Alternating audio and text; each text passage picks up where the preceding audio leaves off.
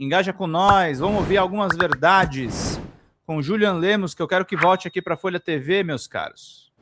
Dentro de uma sala, eu vi, quando Flávio Bolsonaro e Eduardo Bolsonaro começou a fazer suas próximas vítimas, as suas primeiras vítimas. Sim. Eles diziam, gente, veja só, isso era estratégia.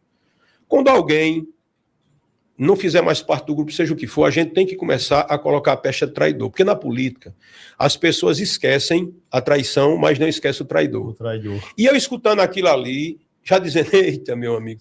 Então, o que é que acontecia? Já pensando, coitado de quem eles estão pensando. Então, né? o que é que acontecia? Através de um grupo de assessores que tinha acesso a vários grupos Sim. de militantes da extrema-direita, era colocado isso. E tanto é que na CPI das fake news, há um áudio de um assessor de Eduardo Bolsonaro chamado Dudu Guimarães, Eduardo Guimarães, aonde tem um áudio dele verbalizando isso, tá? E Técio, que era assessor de Bolsonaro aqui da Paraíba, ficou à frente disso também, junto com Carlos Bolsonaro e também com 2 parlamentares aqui da direita hoje, que disseram o seguinte, seja o que for, esse cara não pode voltar para Brasília. Mas qual era o meu pecado? Nenhum. Meu irmão, eu nunca fiz oposição, embora eu era racional, nunca votava contra os interesses do povo, mas também não podia votar pela desgovernabilidade. Sim. Eu tinha que votar pela governabilidade do governo. Mas, enfim, eu fui colocado como alvo. E olha só, Edgley, perceba bem, quando eu me candidatei a primeira vez a deputado federal, os profissionais da política diziam que eu não ia ter 10 mil votos. Jornalista experiente. Aí eu fui eleito. Foi dito até como uma zebra que deu. E depois, aí eu preciso dizer aqui a você, meu irmão de direita, você bolsonarista e você de esquerda, você que é um cara que pensa. Quando eu fui concorrer à reeleição, disseram que eu não ia ter 1000 votos. Eu poderia ter me acovardado, em nome do amor ao poder, e ter saído deputado de Estado hoje eu estava eleito, com sobrevida.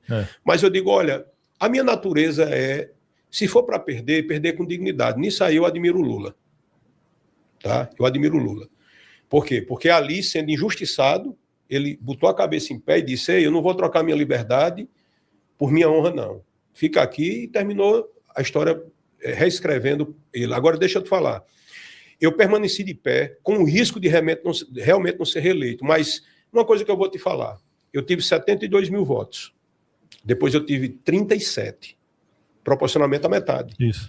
Eduardo teve 1.900.000 votos, quando foi, e na segunda vez ele teve 800 mil votos. Proporcionalmente ele perdeu mais do que eu. Pedro Cunha Lima aqui, que é um excelente parlamentar, foi um excelente parlamentar, teve 190 mil votos certa vez, e depois teve 70 mil votos, ou foi 80. Perdeu 100 mil votos, mais do que 50%. Eu sou um guerreiro. Deixa eu te falar, eu não perdi, não. Eu posso até ter caído até do 3º andar. Mas quem praticou esse tipo de desconstrução social caiu do 31º andar. Eu, na realidade, mantive a minha dignidade. É nisso que eu me identifico com o Lula. É quando você realmente acredita na sua consciência e você simplesmente não cede. Tem um preço a pagar? Tem. Tem um preço a pagar quando você é vassalo, quando você é um vassalo e quando você também é corajoso. Né? Mas a história, Edgley, pode ter certeza, ela vai absolver os bravos e condenar os covardes. Eu acho que essa tua fala fica muito clara quando a gente vê aquela cena de Lula sendo interrogado por Moro e quando a gente vê Bolsonaro sendo interrogado por Alexandre de Moraes. Aí acho que aí fica bem o caricato de como é, né? Porque um disse assim, você pode me prender, mas eu vou sair e você vai ver que você está errado. E o outro disse, quer ser meu vice?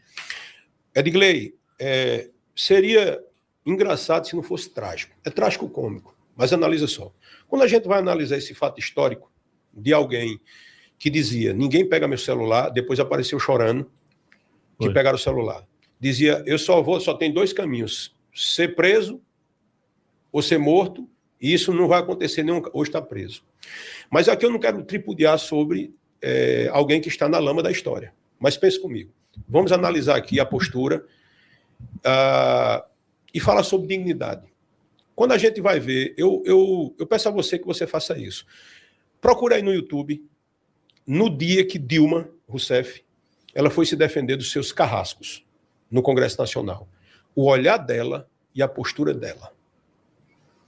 Ela foi fazer a defesa e condenaram a um processo de impeachment uma mulher inocente. Eu não tenho dúvida. O problema de Dilma é que Dilma não era flexível às chantagens do Congresso. Sim. Esse foi o crime dela. Até porque quem começou esse processo de impeachment contra Dilma foi alguém que foi para a cadeia, um corrupto. Sim. Né? O ex-presidente da Câmara, Eduardo Cunha. Quando você vai aqui para ainda Dilma, quando estava sendo interrogada pelos militares, em 64, você vê que a postura dela era de cabeça erguida. Foi o que aconteceu com Bolsonaro. Bolsonaro pedindo oração e chorando no Congresso Nacional. Quando você vai aqui agora, eu não preciso muito longe não, sabe, Adilei? Quando você vai agora para o Nicolás Maduro, que é um ditador. Sim. Né? Eu sou uma pessoa que tem uma visão de centro-esquerda, eu estou nesse campo, mas eu não concordo com aquele tipo de governo, não. Ele foi preso, foi sequestrado, esse é o termo. Você está dizendo, mas você está com pena? Não, eu estou falando sobre fatos. E foi para os Estados Unidos. Em poucos dias foi para o tribunal, para ser julgado. Você sabe o que ele falou? Quando chegou na frente do juiz, que disse, olha, Nicolás Maduro disse, calma, eu sou um presidente, fui sequestrado e você não tem jurisdição sobre mim. A postura do cara. Quando você vai para Saddam Hussein, aquele tirano, né? Quando ele vai ser julgado, que o juiz pede para ele ficar de pé, ele levanta o dedo em riste e diz, quem é você? Quem foi que lhe fez juiz? Você é um cachorro. Até para você, meu irmão, morrer, você tem que ter dignidade. Eu nunca esqueço do filme Operação Valquíria, quando o ator principal, Tom Cruise, ele é preso, né, por tentar assassinar Adolf Hitler, e ele está na frente, e um general começa a se tremer e chorar, igual Bolsonaro, na frente de Alexandre de Moraes. E ele pede para que ele olhe para o olhar dos que irão executar e diga, olhe para eles, porque será a última imagem que eles terão de você. Até para morrer, meu irmão, ou para ser julgado, você tem dignidade. Eu perdi uma eleição com dignidade, nunca reclamei, mas eu tenho o direito de me defender e, quem sabe, escrever minha história, porque eu estou no game, eu não estou preso, eu não sou inelegível e eu não fui condenado, muito pelo contrário. Só perdeu uma eleição. De todos, um que permaneceu equilibrado fui eu. E eu te pergunto mais, sabe, Edgley, na tua opinião, na sua opinião também, será que Bolsonaro hoje trocaria a posição dele pela minha hoje? Trocaria. Hein? Quem é que está bem? Entenda a diferença, e não digo isso trepudiano, não. Eu acho que Bolsonaro, ele escreveu, volto a dizer, o discurso da própria derrota dele.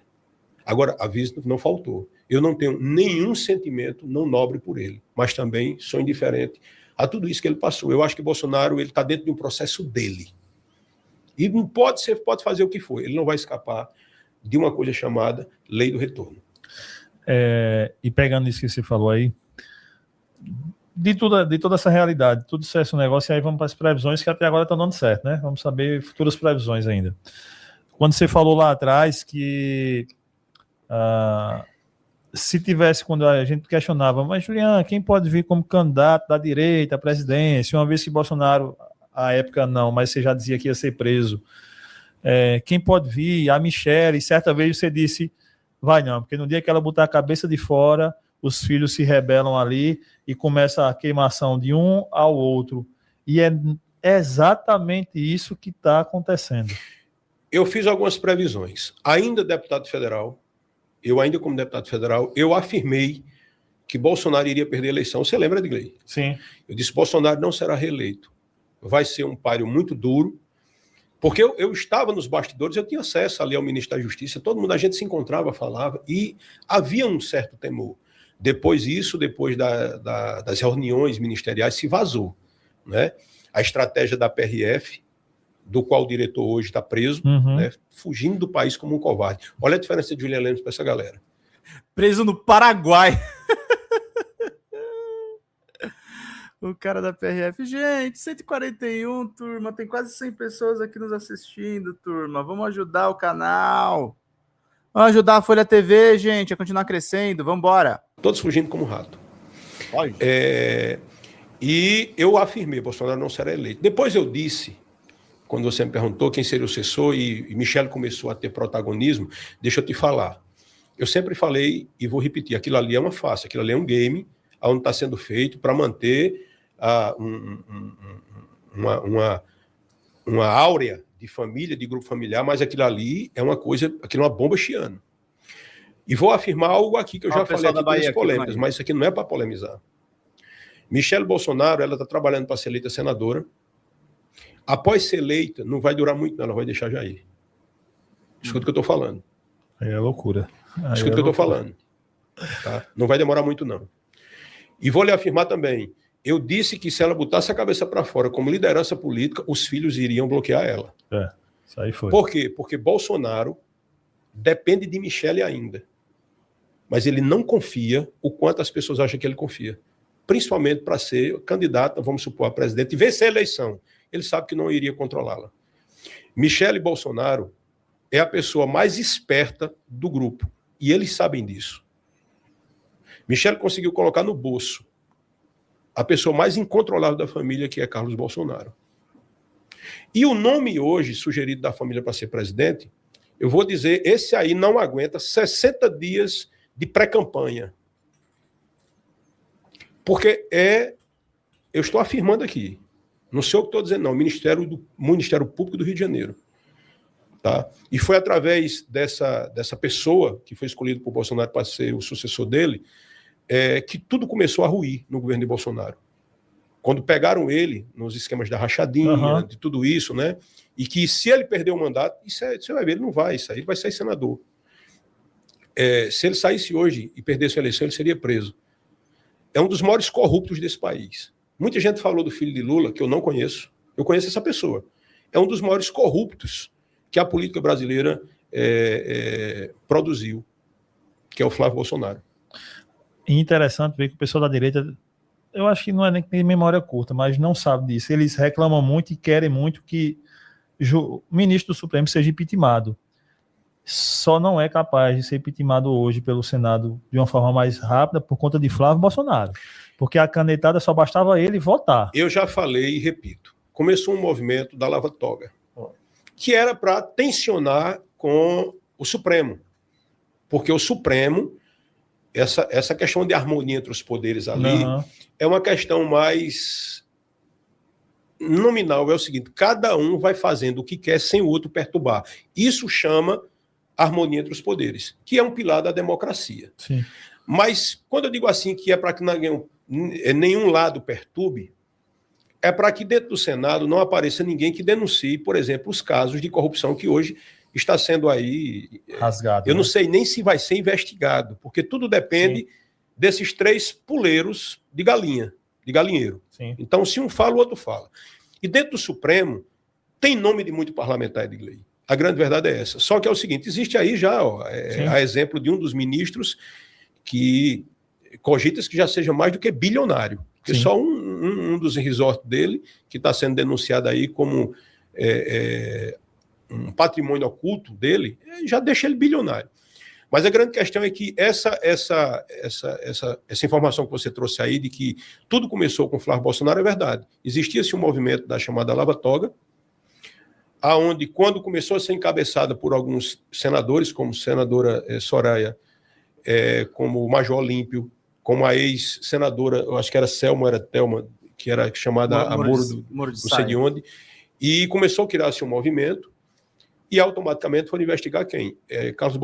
Flávio Bolsonaro, que automaticamente fez com que Moro ficasse bem pianinho quando tiraram do Ministério da Justiça o COAF, que era exatamente o órgão que fiscalizava movimentações financeiras, não só de Flávio, como de todos. Então aquilo ali foi a bandeira vermelha. Me chamou a atenção, eu ainda não entendia muito bem a podridão que tinha por trás dessa movimentação. O resultado disso, estancou-se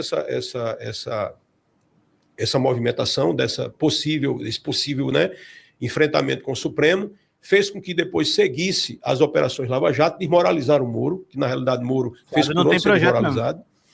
E o resultado está aí, foi o governo abaixo, e hoje está todo mundo enganchado nesse que eu chamo um dos maiores esquemas de corrupção da história financeira do Brasil, que é esse Banco Master. Fala galera da Folha TV, não se esquece de se inscrever aqui no nosso canal para assistir programas como Folha Notícias Manhã, Folha Notícias Noite, o nosso Folha Entrevista e o nosso Barzinho das Meninas. Muitas coisas bacanas a gente acompanha por aqui e a gente precisa muito, muito do apoio de vocês para nosso trabalho jornalístico, investigativo, de curadoria de conteúdo, com vocês ajudando no nosso Pix, folhademocrata@gmail.com, ou mandando superchats, valeu demais, e os recursos financeiros, tornando-se membro do nosso canal, no nosso curso de jornalismo básico para você ficar muito bem informado a respeito de tudo. Queridos e queridas, muito obrigado pela presença de todos vocês. Vida longa e próspera. Cuidem-se, cuidem dos seus e não esquece de se inscrever aqui na Folha TV. Até mais!